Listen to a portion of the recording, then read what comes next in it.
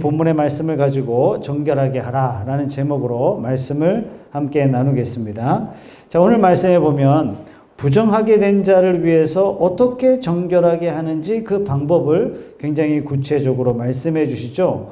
부정을 깨끗하게 하는 물을 만드는 법을 말씀해 주세요.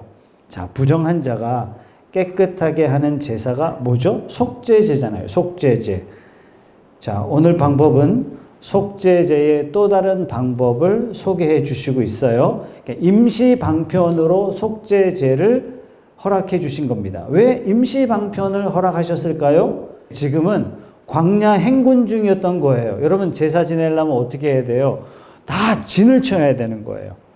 그래서 행군 중에 있었기 때문에 만나 음식도 왜 주셨죠? 임시 방편이죠. 본질적으로는 가나안의 젖과 꿀이 흐르는 땅에서 하나님께서 음식을 주실 텐데 광야 행군 중이기 때문에 이스라엘 백성들이 심지도 않고 거두지도 않은 만나를 임시 방편으로 주세요. 왜? 행군 중이기 때문에, 즉 하나님의 백성으로서 주신 야영식이라고 할 수 있는 겁니다. 마찬가지입니다. 저와 여러분들의 야영장이 이 세상입니다. 그래서 우리는 이 세상에서 먹고 살기 위해서 이 세상에 사는 것이 아니라 우리 먹고 살 내용은 다 저 하늘나라에 다 있습니다. 하나님께서 저와 여러분들의 먹을 것 하나님께서 다 책임져 주실 줄 믿으십시오.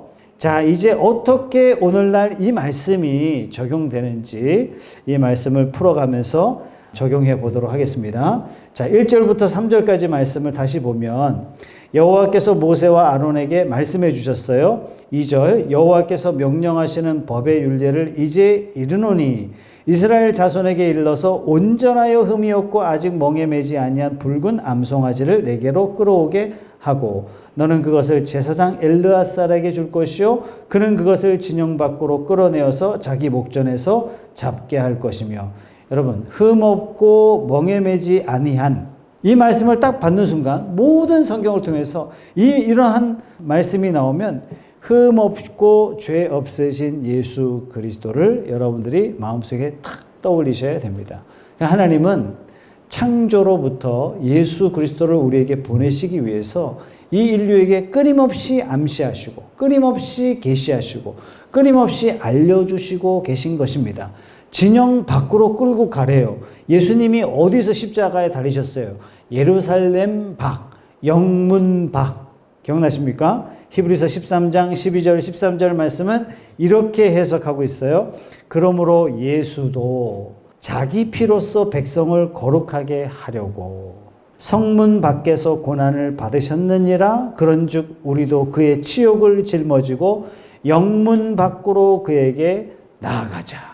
4절 제사장 엘르아살은 손가락에 그 피를 찍고 그 피를 회막 앞을 향하여 7번 뿌리고. 이 부분이 굉장히 중요한데요. 첫 번째는 피가 중요합니다. 피 흘림이 없은즉 사함이 없느니라 이렇게 말씀하셨잖아요. 두 번째는 피를 뿌리라 하셨어요. 5번 정도 뿌리라 이 말씀이 나오는데 흘려진 피는 반드시 뿌려져야 효력이 발생합니다.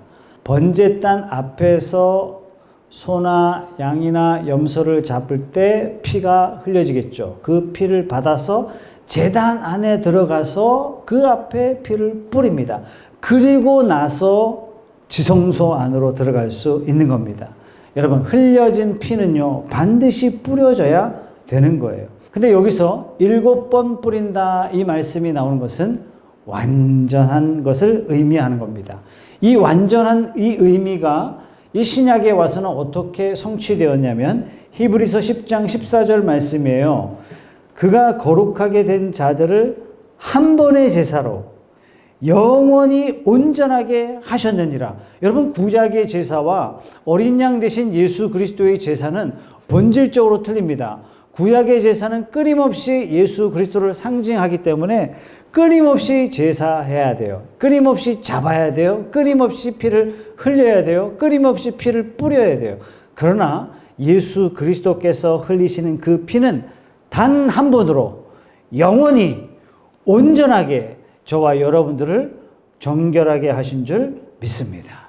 그래서 이것을 아주 줄여가지고 영단번의 제사. 이 표현이 히브리서에는 여러 번 나옵니다. 예수님의 제사는 어떤 제사라고요? 반복적으로 계속 죄 지을 때마다 드려지는 제사가 아니라 예수 믿음 그 자체는 영단번의 제사, 단 한 번으로 온전한 제사가 된 것입니다. 그래서 우리 성도가 지은 죄를 또 회개하고 한 3년 지나니까 또 그 죄가 생각나서 또 회개하고 그럴 필요가 없어요. 그런데 양심의 가책은 있는데 목사님 어떡합니까? 회개해야 좀 속이 풀리는데 이런 느낌이 있잖아요. 그럴 때마다 어떻게 해요? 하나님이 이러한 죄도 나를 용서하셨다 하는 사실을 여러분들이 기억하시고, 또 하나는 죄는요 계속해서 성도의 발목을 잡습니다. 그래서 죄 짓는 것이 이렇게 무서운 것이구나 하는 것으로 여러분들이 받으시고, 죄가 또 생각나거든. 회개한 죄가 생각나거든. 죄가 정말 무서운 거다. 이러한 죄까지도 하나님은 용서하셨다. 이러한 마음으로 하나님 앞에 감사하시기 바랍니다. 자, 회막 앞을 향하여 어떻게 해요? 4절 중반절에 보면 회막 앞을 향하여 7번 뿌린다 이렇게 나와요. 피 흘리는 궁극적인 목적은 뭡니까? 그 피 때문에 우리를 회막 앞으로 인도해 주시는 거예요. 회막 앞으로 인도한다는 말은 뭡니까? 다시 말해서 하나님 앞으로 나아갈 수 있게 된 것입니다. 예수님의 피 흘리심이 없이는 어느 누구도 하나님 앞에 나아갈 수가 없어요. 그러나 예수님의 피 흘리심을 믿는 자는 담대히 보좌 앞에 나아가 하나님을 아빠, 아버지라 부를 수 있는 특권이 주어진 것입니다. 베드로전서 3장 18절 말씀에 그리스도께서도 단번에 죄를 위하여 죽으사 의인으로서 불의한 자를 대신하셨으니 이는 우리를 하나님 앞으로 인도하려 하심이라. 예수님이 의인으로서 왜 불의한 자를 대신해서 죽으셨어요? 우리를 하나님 앞으로 인도하시기 위해서 죽으셨다는 사실입니다. 완전한 속죄의 제사죠. 이렇게 구약의 말씀은요, 신약의 말씀과 완전하게 일치합니다. 구약의 모든 말씀은 전부 다 우리에게 복음을 말씀해 주세요. 구약의 모든 말씀은 누구를 향하여 메시지를 던지고 있냐면 예수 그리스도 십자가를 향하여 끊임없이 메시지를 던지고 있는 것입니다. 그래서 우리가 이제는 성경을 펼칠 때 창세기를 볼 때, 레위기를 볼 때, 민수기를 볼 때, 신명기를 볼 때, 여호수아를 볼 때, 여호수아 장군 정말 멋지다 이렇게 보는 것은 초보적인 신앙의 모습이고, 우리가 성경을 조금 더 깊이 본다면, 하나님의 마음을 헤아려서 성경을 본다면, 성경을 읽어가면서 구구절절히 하나님이 나를 얼마나 사랑하셨는지, 창조로부터 나를 위하여 예수 그리스도, 창조로부터 하나님께서 자기 아들을 내어주실 것을 작정하셨구나. 이 큰 사랑을 저와 여러분의 가슴에 체험되어지기를 소원합니다. 5절 말씀, 그 암소를 자기 목전에서 불사르게 하되 그 가죽과 고기와 피와 똥을 불사르게 하고. 왜 불살라요? 9절 말씀에 이에 정결한 자가 암송아지의 죄를 거두어 진영 밖 정한 곳에 둘지니 이것은 이스라엘 자손 회중을 위하여 간직하였다가 부정을 씻는 물을 위하여 간직할지니 그것은 속죄죄니라. 자, 왜 불살랐냐면 정결하게 하는 물을 만들기 위해서. 정결하게 한다는 게 뭐라고요? 속죄죄라고요. 우리의 죄를 대신하는 겁니다. 이 불변의 진리가 부정한 자가 정결하게 되기 위해서는 흠 없는 소가 대신 죽임 당해야 된다는 얘기예요. 마찬가지예요. 우리가 어떻게 정결하게 되냔 말이에요.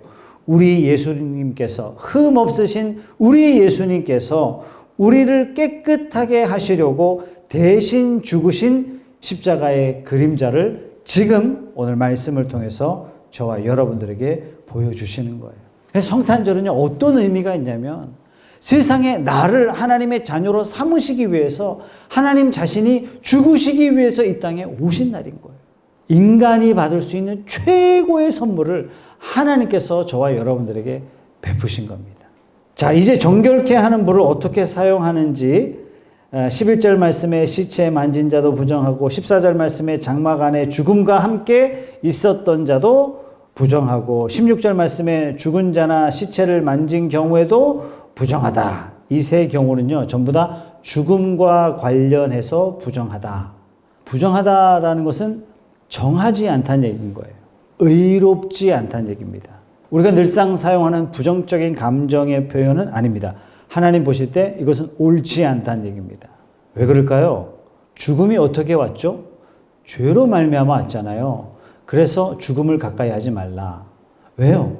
우리를 의롭게 구별하셨다라는 그 말씀이 죽음을 가까이 하지 말라, 죽음은 부정한 것이다, 죽음을 보지 말라, 죽음을 만지지 말라, 이 말씀 속에 그런 의미가 있는 거예요. 다른 말로 너는 내 백성이다. 너는 죽음과 분리된 자다. 너는 영원히 죽지 아니할 자다. 이것을 일상의 삶 속에서 상징적인 메시지로 저와 여러분들에게 말씀해 주시는 겁니다. 또 하나, 죽음은 부정하다. 그러면서 죽음을 가까이 하지 말래요. 그 이유는 하나님의 백성들에게는 죄에 대한 심판이 보류되었다. 이런 의미가 또한 들어가 있는 것입니다. 자, 17절 말씀에 그 부정한 자를 위하여 죄를 깨끗하게 하려고 불사른 재를 가져다가 흐르는 물과 함께 그릇에 담고 정결한 자가 우슬초를 가져다가 그 물을 찍어 장막과 그 모든 우슬초가 뭔지 아십니까? 허브를 우슬초라 그럽니다. 자, 정결한 자가 우슬초를 가져다가 그 물을 찍어 장막과 그 모든 기구와 거기 있는 사람들에게 뿌리고 또 뼈나 죽임을 당한 자나 시체나 무덤을 만진 자에게 뿌리되. 여러분 이 말씀 속에도 뭐가 나와요? 뿌려라 이런 말씀이 나오잖아요. 19절 말씀 보세요. 그 정결한 자가 셋째 날과 일곱째 날에 그 부정한 자에게 뿌려서 일곱째 날에 그를 정결하게 할 것이며 그는 자기 옷을 빨고 물로 몸을 씻을 것이라 저녁이면 정결하리라. 20절 사람이 부정하고도 자신을 정결하게 하지 아니하면 어떻게 될까요? 여호와의 성소를 더럽힘이니 그러므로 회중 가운데서 끊어질 것이라. 구약 성경의 회중 가운데서 끊어진다는 말은 하나님의 백성 가운데서 끊어진다는 얘기입니다. 천국 백성에서 끊어진다는 그런 메시지가 담겨져 있는 겁니다. 자, 히브리서 9장 9절에서 10절 말씀은 이 말씀을 이렇게 말씀해 주시고 있어요. 이 장막은 현재까지의 비유니 이에 따라 드리는 예물과 제사는 섬기는 자를 그 양심상 온전하게 할 수 없나니. 여러분 구약의 제사를 아무리 드린다 할지라도 겉으로는 깨끗하다 이렇게 말할 수 있지만 양심상 깨끗하게 할 수는 없다는 얘기예요. 이런 것은 먹고 마시는 것과 여러 가지 씻는 것과 함께 육체의 예법일 뿐이니 이 예법을 통해서 끊임없이 하나님께서 뭘 보여주세요? 장차 새로운 시대가 될 것이다. 장차 놀라운 시대가 올 것이다. 언제요? 예수 그리스도의 십자가 지시는 바로 그날. 그걸 뭐라고 얘기해요? 개혁할 때까지 맡겨둔 것이라. 여러분 개혁이 뭡니까? 싹 다 바뀌는 거잖아요. 시스템이 완전히 바뀌는 거예요. 일대 대전환을 맞이하는 것을 개혁이라고 이야기합니다. 급격한 변화를 우리는 뭐라고 이야기하냐면 개혁 이렇게 이야기해요. 개혁할 때까지. 이 개혁이 뭐라고요? 모든 제사 제도를요 예수 그리스도의 십자가로 다 바꿔버리는 거예요. 이걸 개혁이라고 하는 겁니다. 그래서 하나님께서 이 구약의 모든 제사 제도를 언제까지 허용하셨어요? 십자가 때까지 하나님께서 허용하신 겁니다. 예수 믿는 자는 저와 여러분들은 이미 구속함을 얻었어요. 예수 믿는 자는 죄사함을 얻었습니다. 어떻게 얻었어요?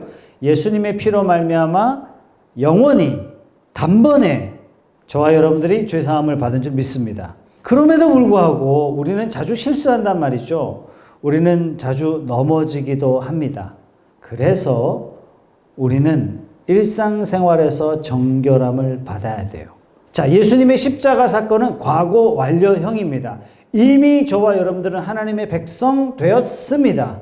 정결하게 함을 받아야 되는 것은 현재 진행형이에요. 오늘 말씀은 우리에게 그것을 가르쳐 주세요.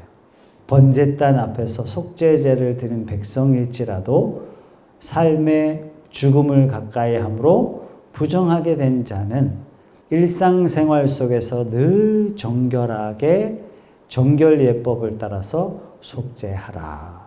이렇게 말씀해 주시는 겁니다. 이거 오늘날 우리에게 적용하면 뭐가 될까요?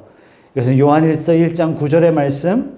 만일 우리가 우리 죄를 자백하면 회개하면 그는 미쁘시고 의로우사 그는 신실하시고 의로우사 우리 죄를 사하시며 우리를 모든 불의에서 깨끗하게 하실 것이요 죄를 범하고도 자백하지 않으면, 죄를 범하고도 회개하지 않으면 본인뿐만 아니라 이것은 하나님의 교회를 더럽히는 결과를 초래할 수밖에 없습니다. 죄짓고 회개하지 않으면 양심이 더러워져요. 양심이 계속 더러워지면 양심이 굳어져 갑니다. 양심이 굳어져 가면 성령께서 말씀하시는 음성을 들을 수가 없어요. 이것이 바로 오늘 20절 말씀에 여호와의 성소를 더럽히나니 하는 그런 뜻이 되는 것입니다. 하나님은 누구에게 말씀하실까요? 죄가 하나도 없는 사람을 찾아서 말씀하실까요? 전혀 그렇지 않습니다. 우리 모두는 죄 가운데 넘어질 수 있는 연약한 존재임을 하나님이 이미 아십니다. 이러한 죄를 하나님 앞에 고백하며 회개하는 자를 하나님은 기뻐하시고 가까이 하시고 은혜 내려주시는 줄 믿습니다. 좋은 성도는요, 신앙생활이 해를 거듭할수록 내가 좋은 신앙이 된다는 것은 죄가 점점 없어진다는 그런 뜻이 아니라 신앙생활을 하면 할수록 하나님 앞에 죄의 고백을 하고 하나님 앞에 회개하고 이런 것이 좋은 성도인 것입니다. 자, 하나님께서 왜 정결을 요구하실까요? 에베소서 5장 26절 27절 말씀에 이는 곧 물로 씻어 말씀으로 깨끗하게 하사 거룩하게 하시고 자기 앞에 영광스러운 교회로 세우사 티나 주름 잡힌 것이나 이런 것이 없이 거룩하고 흠이 없게 하려 하심이라. 자, 오늘 말씀에 부정과 정결에 대해서 말씀을 하세요. 옷도 씻어라, 몸도 씻어라 이렇게 말씀하세요. 자, 그렇다면 어떻게 하는 것이 예수님의 피 뿌림받은 또 죄 씻음 받은 저와 여러분들이 일상생활 속에서 짓는 그 죄를 깨끗이 씻을 수 있는가? 찬송가에 나오죠. 모든 죄에 더러워진 예복을 주 앞에 지금 다 벗어서 샘물같이 솟아나는 보혈로 눈보다 더 희게 씻으라. 샘물과 같은 보혈은 임마누엘 피로다. 여러분, 주님의 보혈이 어디 있어요? 구약시대는 뻘건 피라도 봤을 텐데 여러분들은 피 보고 구원받으셨습니까? 아니잖아요. 그죠? 우리는 그러면 어떻게 씻음 받습니까? 오늘날 어떤 이상한 교회는 이게 생명수다 그러면서 생명수를 팔기도 하고 생명수를 막 이렇게 포켓에서 꺼내가지고 막 찔끔찔끔 이렇게 뿌리기도 하는 그런 이상한 쇼 같은 것도 있는데 2000년 전으로 한번 돌아가 보겠습니다. 예수님이 십자가에 예수님께서 제자들의 발을 씻어 주셨어요. 그때 베드로가 사양하죠. 주님, 어떻게 스승께서 내 발을 씻을 수가 있겠습니까? 이럴 때 예수님께서 이렇게 말씀하셨어요. 내가 너를 씻겨주지 아니하면 너와 내가 상관이 없다. 그렇다면 우리는 어떤 방법으로 씻음 받아야 주님과 관계 있는 자가 되겠습니까? 주님이 말씀해 주셨어요. 이미 목욕한 자에게는 발밖에 씻을 필요가 없느니라. 온몸이 깨끗하니라. 목욕한 자란 거듭난 자를 말씀해 주시는 겁니다. 베드로전서 1장 23절 말씀에 우리가 어떻게 거듭나요? 너희가 거듭난 것은 썩어질 씨로 된 것이 아니요 썩지 아니할 씨로 된 것이니 그 씨가 뭐예요? 살아있고 항상 있는 하나님의 말씀으로 되었느니라. 저와 여러분들이 어떻게 거듭났어요? 하나님의 말씀을 듣고 거듭났다는 얘기예요. 에베소서 1장 13절 말씀에 그 안에서 너희도 진리의 말씀 곧 또 너희의 구원의 복음을 듣고 그 안에서 또한 믿어 약속의 성령으로 인치심을 받았으니 진리의 말씀을 듣고 복음의 말씀을 듣고 믿음으로 씻음 받고 구원 받은 것입니다. 오늘날 근본주의자들이 구약시대의 제사 제도를 재현시키려고 해요. 실제로 양잡자, 소잡자, 말씀대로 아니냐 이렇게 보는데 이것은 예수님의 십자가를 향한 이거는 모독행위예요. 어리석음이고 미련함이죠. 자, 히브리서 9장은 이렇게 우리에게 해석해 주고 있습니다. 히브리서 9장 13절 말씀에 염소와 황소의 피와 및 암송아지의 죄를 부정한 자에게 뿌려 그 육체를 정결하게 하여 거룩하게 하거든. 무슨 얘기입니까? 오늘 우리가 읽은 내용의 말씀이잖아요. 그죠? 14절 하물며 영원하신 성령으로 말미암아 흠없는 자기를 하나님께 드린 그리스도의 피가 어찌 너희 양심을 죽은 행실에서 깨끗하게 하고 살아계신 하나님을 섬기게 하지 못하겠느냐. 오늘 우리가 읽고 있는 민수기 19장의 말씀은 하나님께서 언제까지 하라고 말씀하세요? 개역 때까지. 예수 그리스도 십자가 지시기 전까지 이걸 하라. 왜 이걸 하라 그래요? 이래야 정결하게 된다는 것이 아니라 정결하게 하실 예수 그리스도를 바라보라. 이제 내일 모레 성탄절입니다. 우리 예수께서 오심은 창세로부터 준비하신 우리 모두의 죄를 대속할 하나님의 사랑입니다. 우리 인간 죄인이 받을 수 있는 지상 최고의 선물을 하나님이 이 땅에 보내신 거예요. 성탄절은 특별히 성도들에게는요, 무엇보다도 감사가 넘치고 감격해야 할 날이 성탄절인 겁니다. 우리를 정결하게 하기 위해서 하나님의 보내신 선물이요, 우리가 받을 수 있는 가장 복된 선물이 주어진 날 성탄절입니다. 성탄절이 그러면 12월 25일이냐? 그건 그렇지 않습니다. 그러나 우리가 인간의 지혜가 부족하여 그 날짜를 정확히 알 수는 없지만 우리가 한 날을 정하여 주님 오심을 기뻐하며 감사하는 것은 성도로서 매우 의미가 있다. 사랑하는 성도 여러분, 하나님 앞에 나아가는 자는 정결해야 하나님이 받으십니다. 부정한 우리들을 위하여, 우리의 죄를 씻기 위하여 예수 그리스도를 우리에게 보내주셨습니다. 우리 신앙에 예수 중심의 삶을 살아가야 할 이유가 바로 여기 있는 것입니다. 날마다 우리를 정결케 하시는 예수 그리스도의 은총을 따라서 하나님 앞에 담대히 나아가시고 그 하나님 앞에 아빠 아버지와 믿음으로 아름답게 교제하며 우리에게 주어진 삶을 하나님의 거룩한 뜻을 이루어 드리는 저와 여러분들의 삶이 다 되시길 주님의 이름으로 축복합니다.